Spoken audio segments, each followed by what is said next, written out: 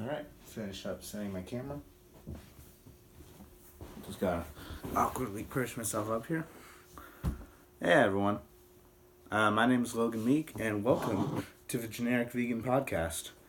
So today, I just kind of wanted to talk about a few things on my mind.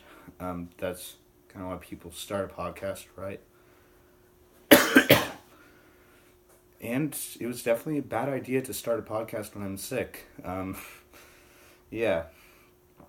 I hope y'all are having a good day. I've had a pretty good day myself, besides the aforementioned. So, well, with that, I think we should just get right into it. So, for the Generic Vegan Podcast, I kind of wanted to do a few things. I wanted to talk about news pieces. I want to talk about new food that's coming up. Just stuff all around the vegan community. Because, a lot of us are going to be a part of that and are a part of that. If that makes sense. So, for the first topic I want to get into today is the Veggie discs to replace veggie burgers in EU crackdown on food labels. So, a lot of you might have already heard about this. The European Union is deciding to crack down on vegetarian, and vegan sausages, yogurts, cheeses, stuff like that, because they're not really dairy or not really meat, so they should have alternate naming schemes or whatever. I have my own opinions about that, but here, let me read you an excerpt from the article. Veggie burgers... Oh, before I start, I want to say the name of the article and the name of the publisher. So this is from The Guardian, a reputable news source. A lot of you probably know it. It's based in the UK, and this article is a little old, so oh well. Published 4th of April 2019, so about a month and 13 days late to this, but whatever. Veggie discs to replace veggie burgers in EU crackdown on food labels. Vegetarian food producers must revise names if MEPs, I'm honestly not sure what that is. I know PMs are prime ministers or whatever, but I feel like MEPs are the British version of congressmen, or the European version of congressmen, right? Sorry. Agree new rules to protect meat terms. So, veggie burgers are for the chop, a Brussels committee has decreed to be replaced by the less palatable sounding veggie discs. And it won't just be bean or mushroom burgers condemned to the food bin of history. Vegan sausages, tofu steaks, and soya escalopes. I actually had to look up what soya escalopes are, and I had to put in my little script thing here. Escalope is a thin slice of meat without any bone, typically a special cut of veal from the leg that is coated, fried, and served in a sauce. So, like I've said, I've never heard of that term before, but it seems like kind of just a standard cut of meat, and then you fry it, you slab it, and you put it in sauce. I don't know. Never had it. So, I don't know. I just feel like all of this naming schemes is just kind of arbitrary. Alright, sure. You want to call your soy or your seitan or your tempeh product by a name people will recognize. That's pretty cool. So, because how else are you going to get other people interested or even to try it? Because, let's be honest, as much as soya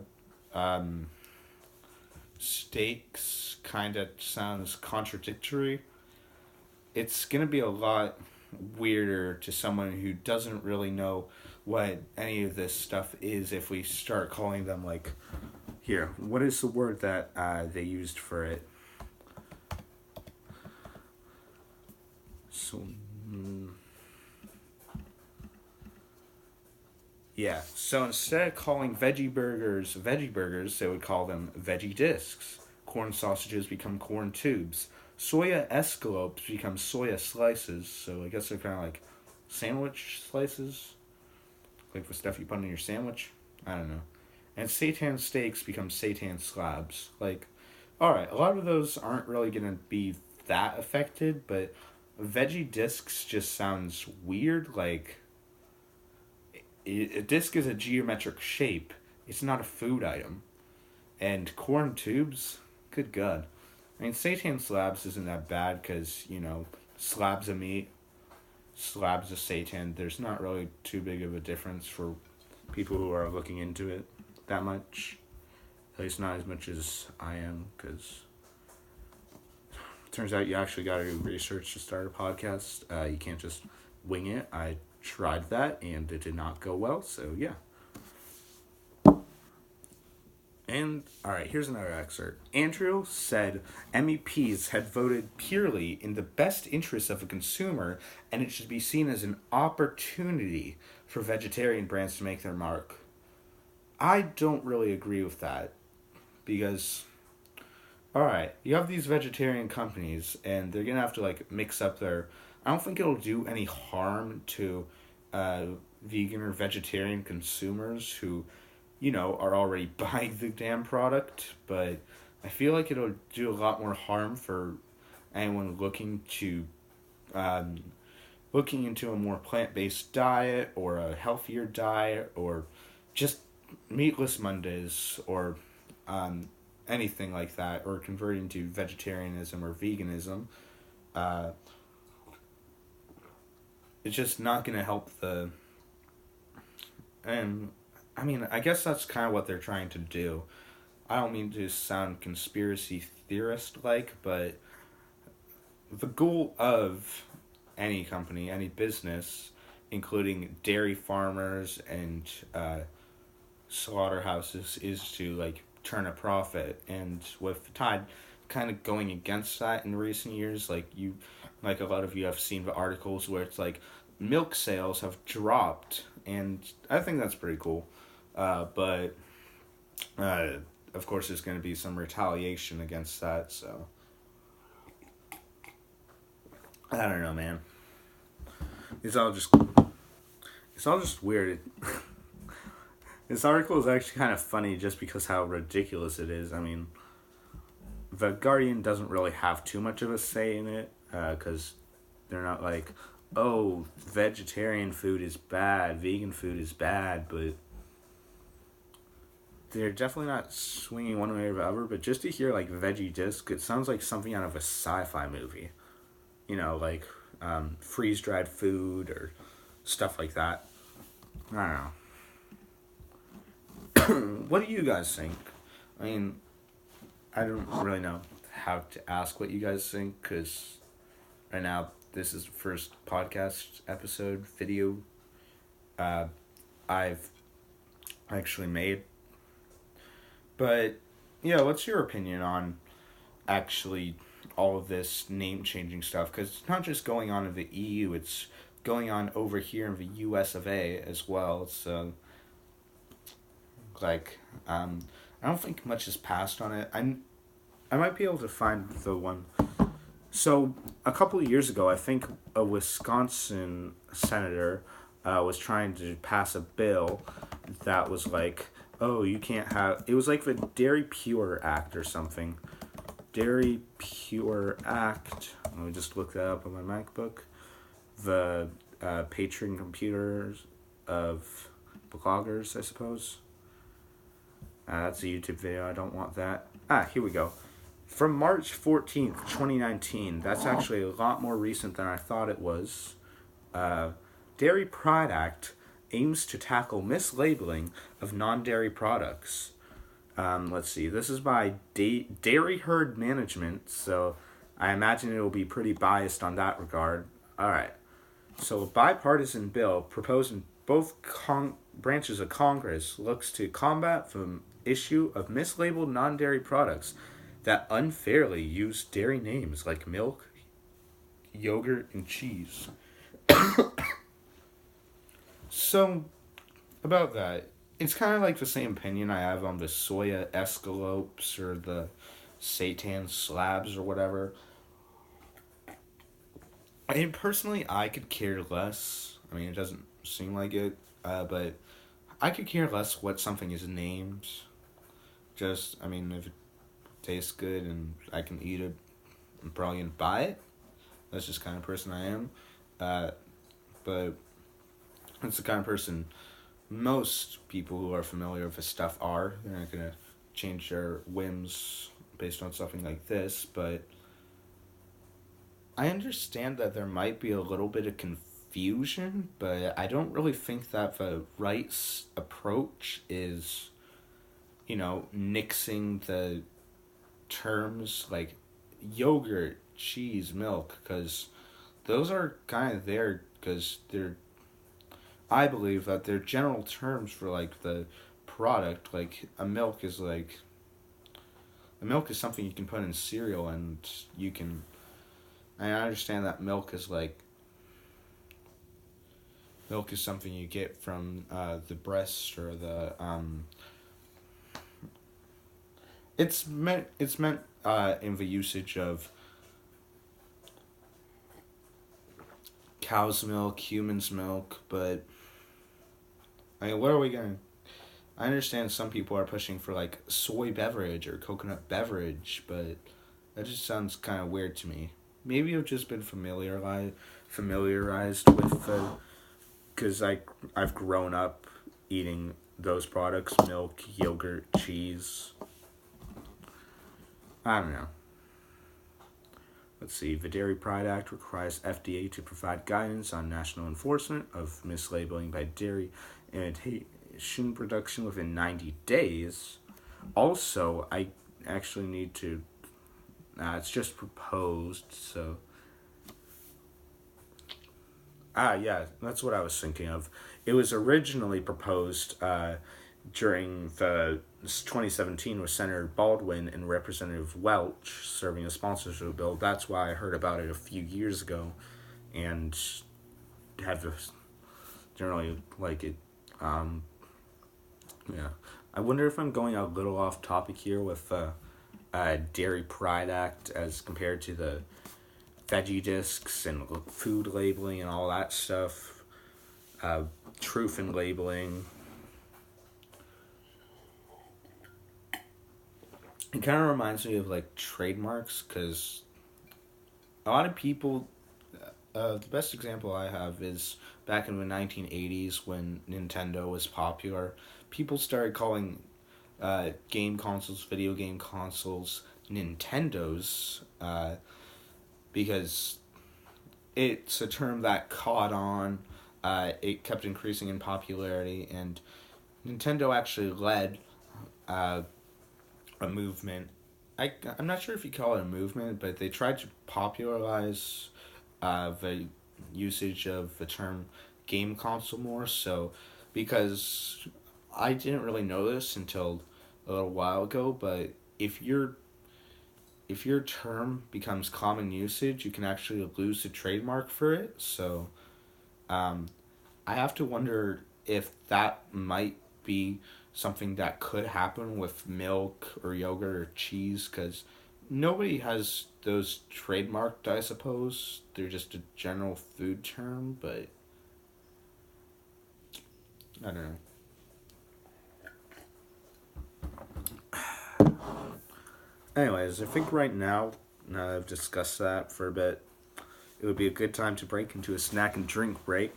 Again, this is the first episode of my podcast, so I'm not really sure how I'm going to be going about things, but for this one, I decided to get some cool vegan snacks and drinks. So this one is Polliner Spezi. I don't know exactly how you pronounce it, but it's like, I've had it before, it's really good. Orange soda and cola mixed together. This was bottled in some part of Germany, I believe. Dun,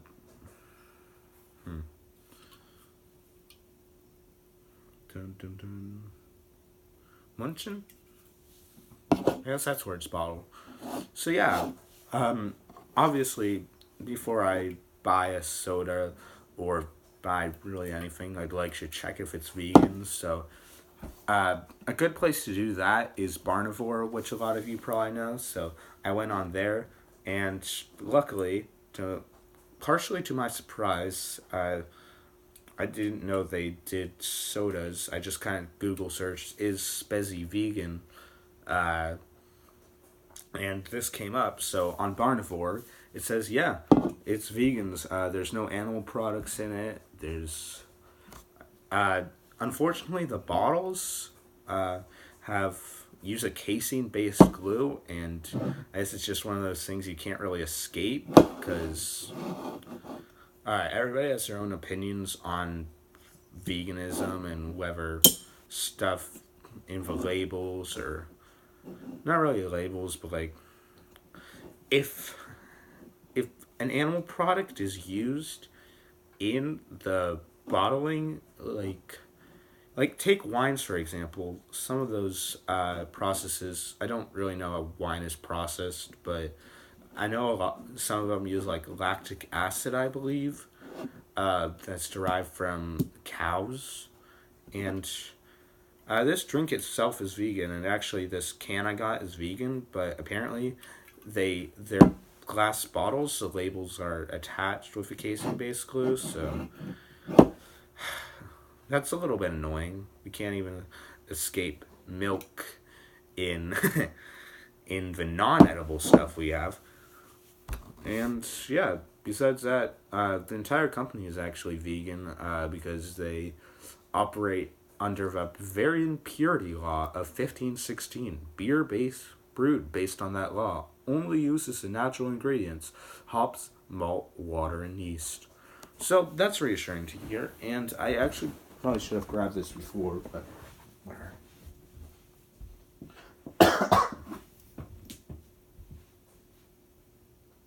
Weird.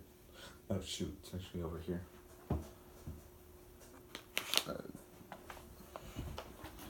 Alright, and I am back. Alright, so the other thing I got from...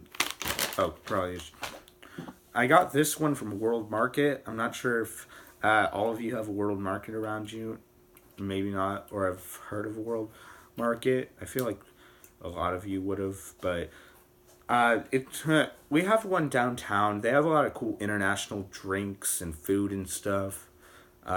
It's pretty pricey. I mean, this wasn't too bad. This was actually pretty good. It was like $179 USD. So yeah, I was also looking for some good chips there, and I mean they had some good stuff, but I decided to go to Whole Foods instead, and I got pretty lucky with this one. So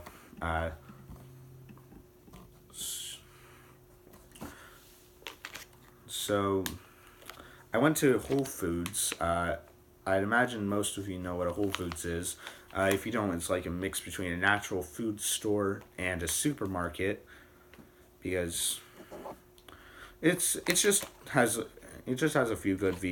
lot of good vegan products, a lot of good ready-made meals. Anyways, so I was looking in the jerky section. I didn't actually expect to come across anything like this. Kind of just lucky I came across it, I suppose. But Louisville Vegan Jerky Company, Paulette's Maple Bacon. So yeah, I've had vegan jerky before. I've had good vegan jerky, and I've had bad vegan jerky. So it's always more entertaining to start off with a bad vegan jerky. So back when I lived up in the mountains, kind of like the Santa Cruz area, there's this one place called New Leaf Market, I believe, and they have these like vegetarian no, they were vegan vegan jerkies, and we already knew it was gonna be bad right after we bought it. So it was bad when we bought it too. It was like this small bag, like something you'd get jelly beans in, and it cost $5. So maybe that was a tell that we probably shouldn't have bought it. But we open it up. There's like 10, 12 pieces of jerky in it, and it looks like double salted licorice. Like, I'm not kidding. Like, the oval shaped ones with the little indent in the middle? Yeah, it was like that, and it felt like it too. When we when we each had one, and it smelled awful. It smelled like dog cat food, but like more acrid. Acrid? How do you pronounce that word? I don't know. It was just, I only took a bite, and I don't even remember what the flavor was supposed to be. It might have actually been a teriyaki flavor, but it was just awful. Like, I'm kind of a garbage gut. I'll eat anything, but blech. Those were disgusting. Those were one of the few things I had like a bite and had to spit it out. Ugh. And the other good vegan jerky I've had is from Vitacost. It's this online health food store sort of thing. It's pretty good. If you don't already know, you should go check it out because they have a lot of good deals. They have, by the way, I'm not sponsored by Vitacost. Just want to make that disclaimer. And they have good stuff. Like snacks, we have a ton of Vitacost stuff in the cabinet where we keep our snacks for like school lunches or just whatever. And yeah. So this was by, I believe it was Primal Foods. Yeah, I'll look that up. Primal Foods vegan jerky. There we go. Primal Spirit Foods. There we go. So they have a lot of good flavors. It's like, well, some of them are made with seitan, some of them are made with tofu. I think there might be another one, but I've had all the flavors they have, and they're all amazing. Texas barbecue, hot and spicy, hickory smoked, teriyaki, mesquite lime, and Thai peanut. So those were really good. They came in these like plastic pouches sort of things. I wonder, I feel like I probably should just, I'll have to get around to learning how to screen record my Mac, because I think that would be useful if you guys could see the articles and my script and stuff like that along with me, because you guys might like that. And yeah, lots of good stuff. Pretty decent price, I think. 1 ounce pack is pack of 12 for like $20. So it's a little actually under $1 per thing. So that's pretty nice, and they're decent size. They're like this. Yeah. Only problem with those is that they didn't really feel like real jerky. Like, alright, so when you kind of open, it was just a little, how do I describe this? Moist to be jerky. It was kind of more like you were having a summer sausage. Anyways, I'm going to test this out.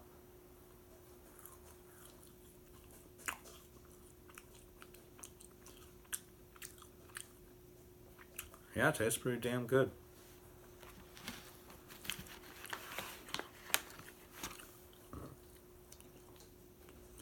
Oh, I should probably open this Spezzy too, because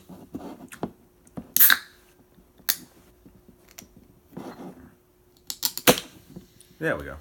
I managed to do it without spilling it all over the table. That would have been bad.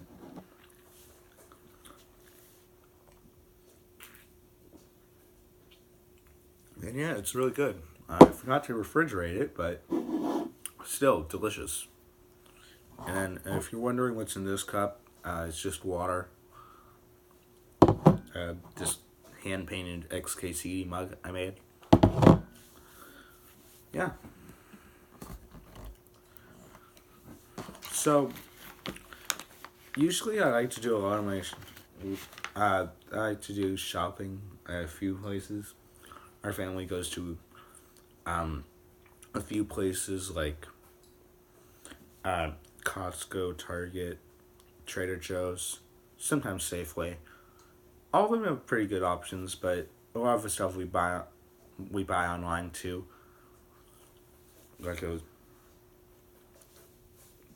I was talking about the Primal jerky. So yeah. Anyways, I also want to go into a second news piece after this snack drink break. I don't think this break was legally long enough to be considered a break, but whatever. Alright, so the title of this article is Guess and Sean Witherspoon are launching vegan sneakers. So I knew what Guess was. It's like those handbag. It took me a while to remember, but leather handbags. It's basically. I think it's similar to Gucci and Prada. Feel free to correct me on that. But yeah,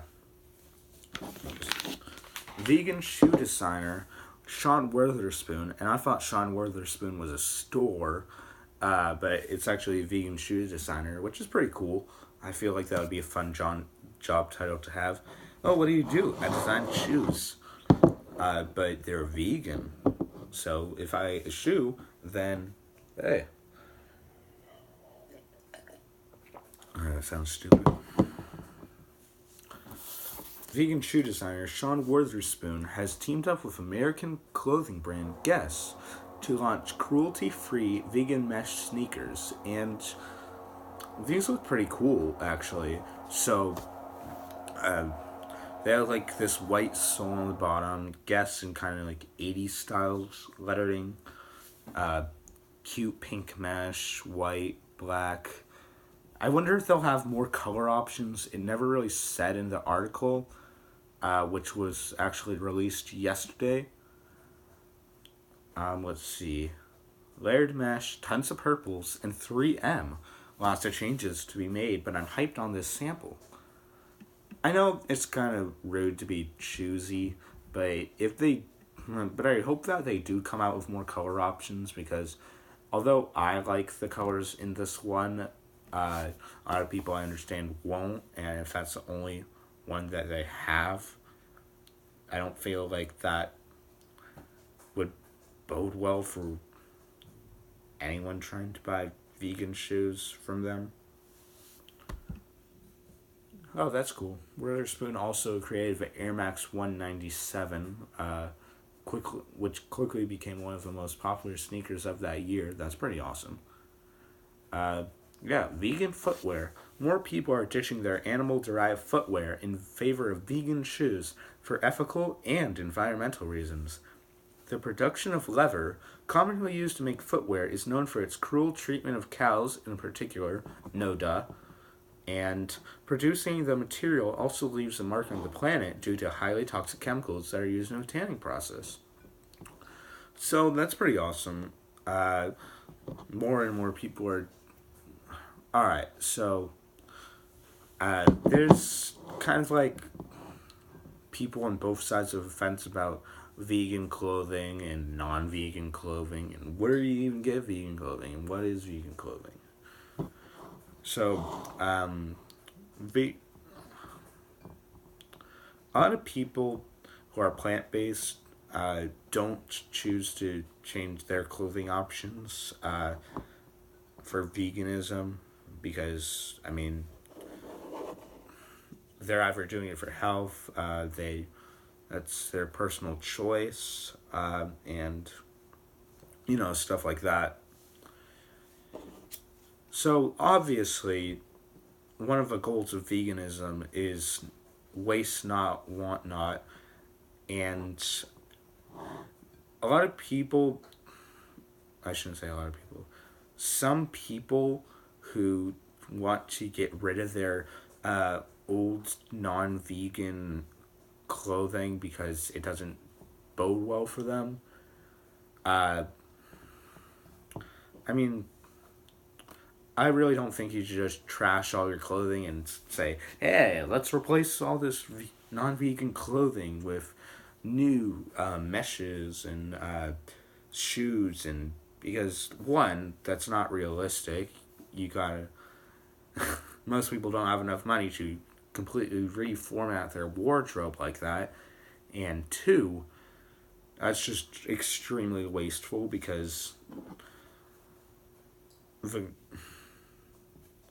if you want to buy new clothes and you're looking for vegan clothes, that's one thing. But if you're getting rid of your clothes to buy more vegan clothes, to buy vegan clothes, that just seems like an entirely different thing. Because obviously, if your clothes wore out, then yeah, buy vegan substitutes. Like your leather boots wore out, cool. Buy.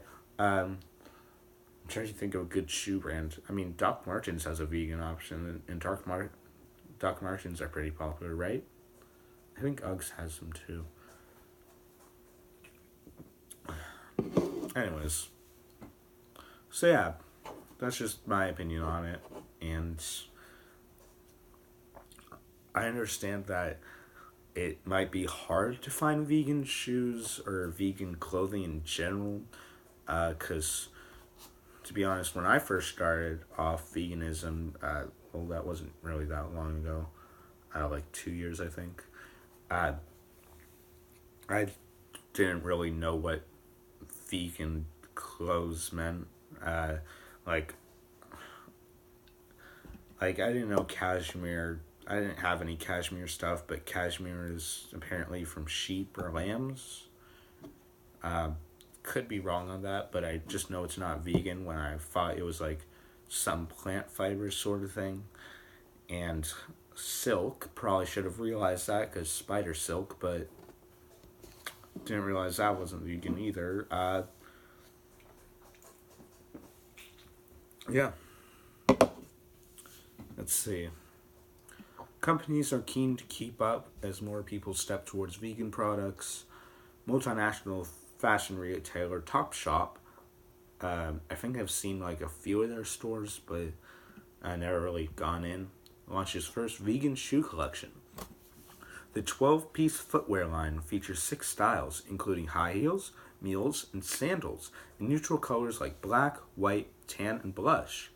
Ooh, I like this one too. Ethical footwear brand Pozu sells Star Wars themed vegan sneakers, flats, runners, and winter boots. Its recent Rey and Kylo Ren sneakers are made with natural latex and coconut husk. I mean, you do you, right? That sounds a little bit uncomfortable. I mean, I know that they're not gonna like have you walk around in coconut husks, but sounds awesome. I actually now kind of want to get some Star Wars themed sneakers. I don't usually buy a lot of shoes, but hell, that sounds amazing. Uh, I wish I learned about this earlier, actually. May 4th. May the 4th be with you. They might have had a sale on them then. And yeah, I should probably check to see whether the camera is actually running. My camera, I mean my iPhone camera. Because if I record it all this way, and yep, it's still recording. That's good. Or it was recording, and it still is recording, so that's good. Imagine, I'm 33 minutes in, so that would have been really bad if I messed that one up. Good thing I charged my phone before this. So yeah. I mean, what are your guys' opinions on, like, vegan clothing, stuff like that? I believe that you should aim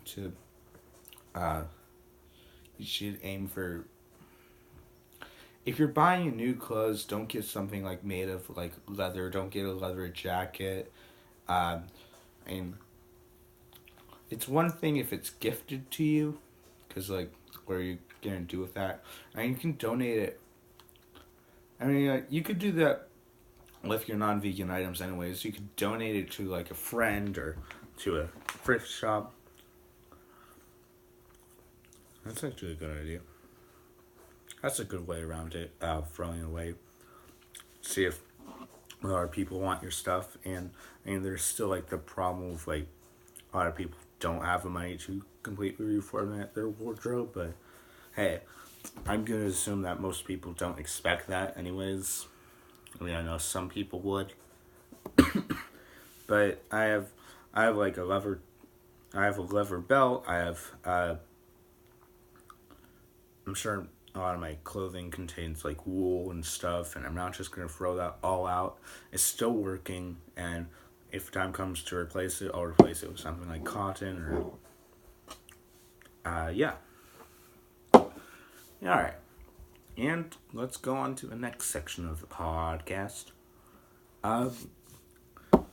Again, so right now my structure of a podcast is like an opening. I literally wrote wing it here to a degree. I should probably put more effort into that part. Opinion piece, news piece. That's like a more, not inflammatory, but a more eye-catching topic. Like Veggie discs. Just sounds crazy, and then a snack drink break. I think I got that part down. Just talk about the stuff, the stores I got it from. And if I do continue this podcast, this is my first episode, so this is like a test. I should really budget out money for this, because all this together cost like, not that much, but it cost like $7.79, so $8. So if I did that once a week, then that could add up. That's more than the Hulu subscription we have.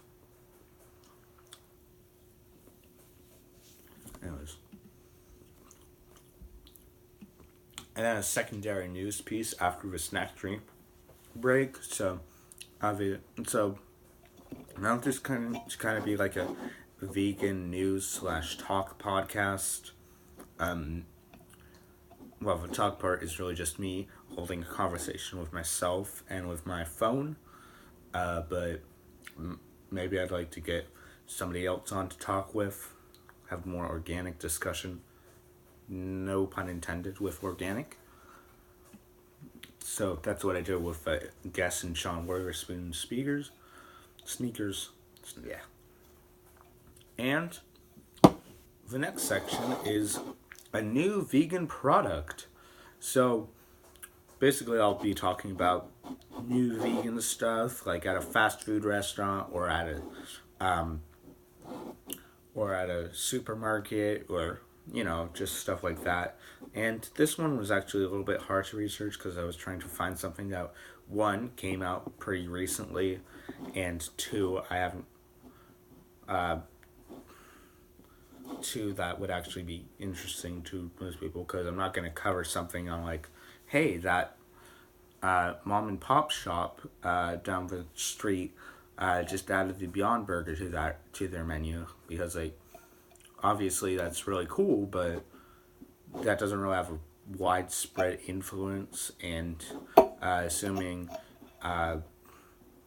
you'd still be listening to the podcast at that point and not have switched it off, I don't feel like that would engage anyone's attention except for the locals of my town. The like one vegan person I knew. Alright, so the title of this is Chobani launches vegan plant-based yogurt made with probiotics. This is from cookinglight.com. It was a nightmare trying to actually get through the ads because there were a lot of pop-up ads. But I eventually got to the article, and I actually tried this. Keeping in line with the dates I was telling you about, this was updated in January 10th of 2019, so I'm about 4 months and 7 days late to the party, but whatever. So, I'd say about a month or two when I was shopping with my dad, we went to Sprouts. We don't usually go to Sprouts, but I went there one time a few months back, and I was like, hey, they have all the cool stuff here. Maybe we should go shopping here sometimes. And he was like, yeah, totally.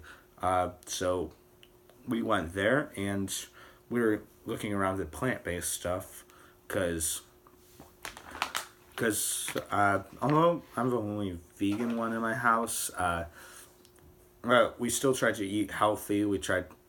Ignore the vegan jerky and the soda I have right now, but we try to eat healthy. We try to eat a lot of fruits, organics, vegetables, just good stuff like that. Uh, and we get, yeah.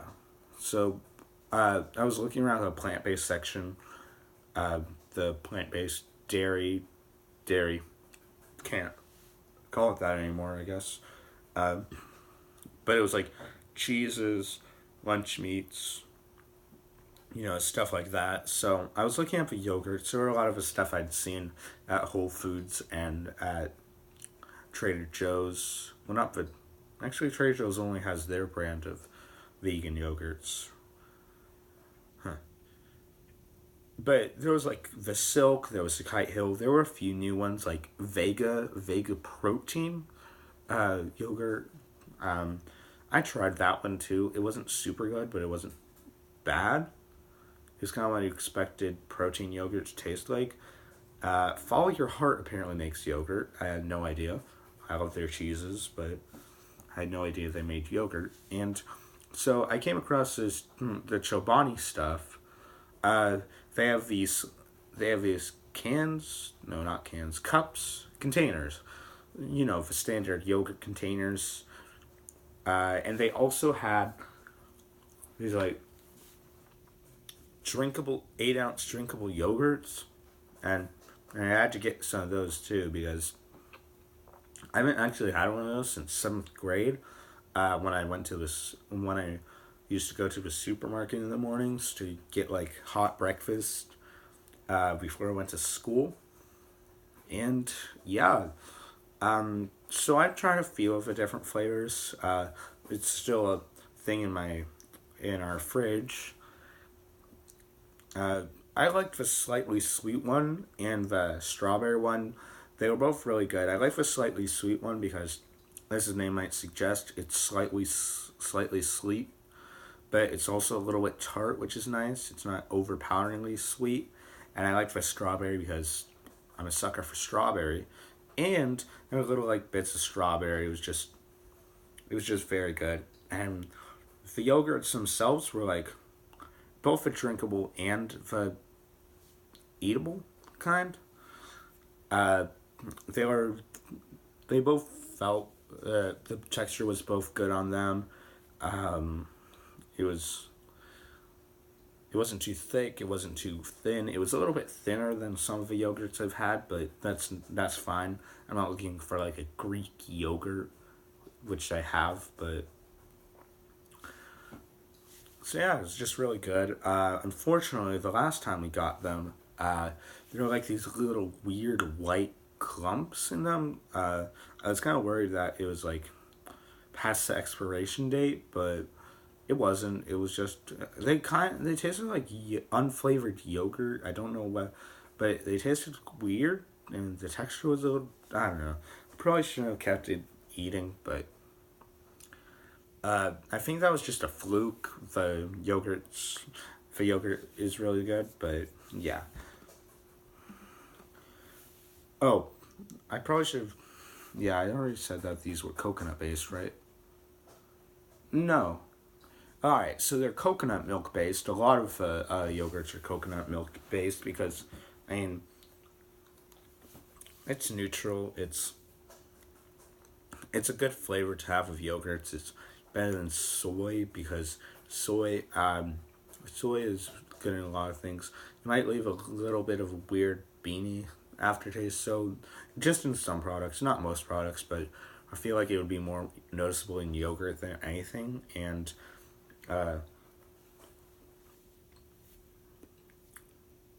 soy, coconut, those are really the only two. Besides Kite Hill, which is all almond milk based, I think. I don't think they have any soy or coconut products. Those are really the only 3 non-dairy milks that companies make yogurt out of. I might have seen a macadamia or a hemp milk once or twice, but a hemp milk yogurt once or twice, but I don't know. But yeah, Sprouts is awesome. It's part of a holy. What would you call it, Trinity, if it's not three and it's more like five? I can't believe I have to look this up. Trinity, but with five. Fivefold. English.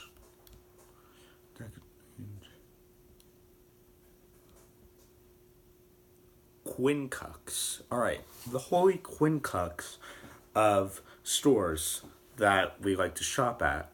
There's Whole Foods. There's Trader Joe's. I love Trader Joe's. Trader Joe's, I would definitely give up one of the rest of the stores if I could go to Trader Joe's. If I'm not sure what I'm making, I would definitely give up one of the stores to keep Trader Joe's. Costco. Costco has actually a surprising amount of good options. A lot of their bagels are. They have the melt butter type stuff. Plus, it's just good for buying stuff in bulk, like chia seeds, agave nectar, sometimes soy and almond milk, but it's been getting increasingly harder to find the unsweetened versions of those for whatever reason. Sprouts. I've already talked about Sprouts. It's also kind of like a natural foods supermarket combo. And Safeway. Safeway, I'm not sure if all of you, almost all of you know what a Safeway is. It's kind of comparable to like an Aldi's or a Kroger's or a Piggly Wiggly or I'm trying to think of more regional supermarkets, but it's just a supermarket. Safeway has some good stuff, but the main reason we'll go to it is because it's close to our house.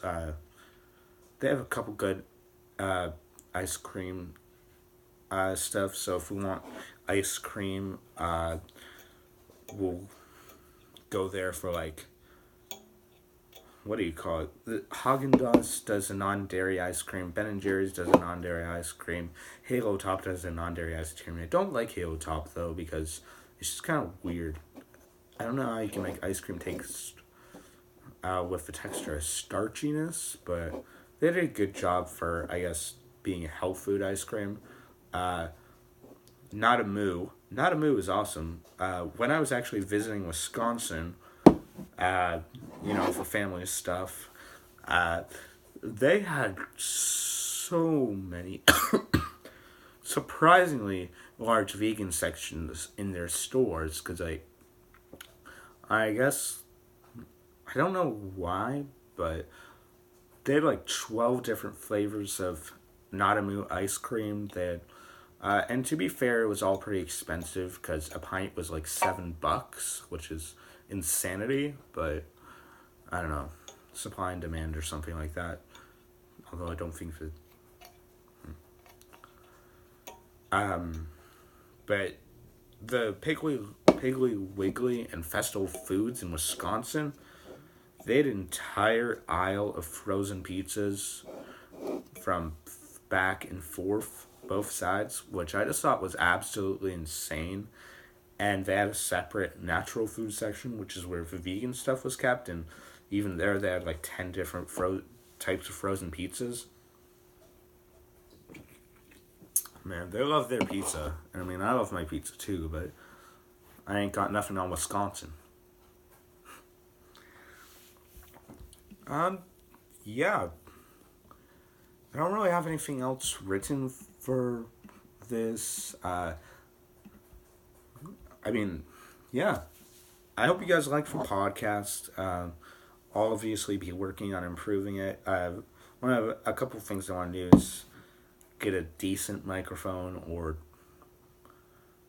maybe have a decent setup, because I like the couch, but it took me a while to like make it situated so you can actually see my face.